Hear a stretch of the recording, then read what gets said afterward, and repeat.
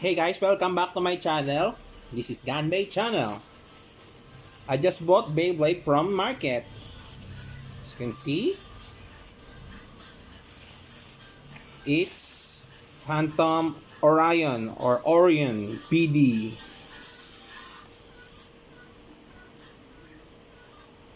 It's from Rapidity, not Takara Tomy. Let's unbox it. Soon I will unbox Takara Tomy version.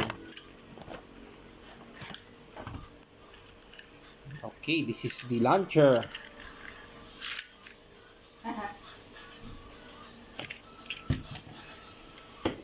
Next is the clear wheel and the metal wheel. Next is the driver and the tool. And this is the sticker. No manual. There's no left inside. Let's check it. This is quick unboxing, guys. So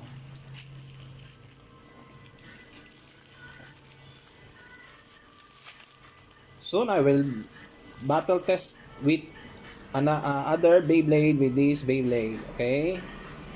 Face bolt. I don't know what do you call this. Comment down below. Clear wheel. Metal wheel.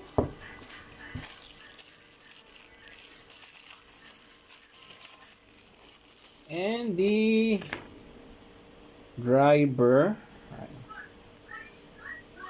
Yeah.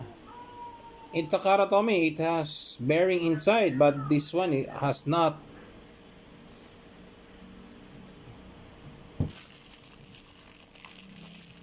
The tool. The stickers, I will not just this sticker for baseball, I will stick it on it. Okay.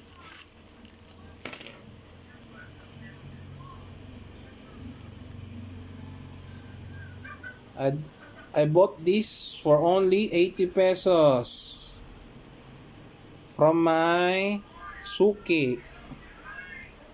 Let's build it.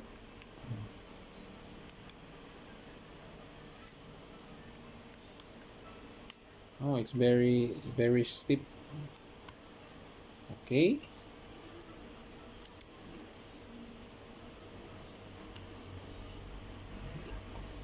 It is perfect combo.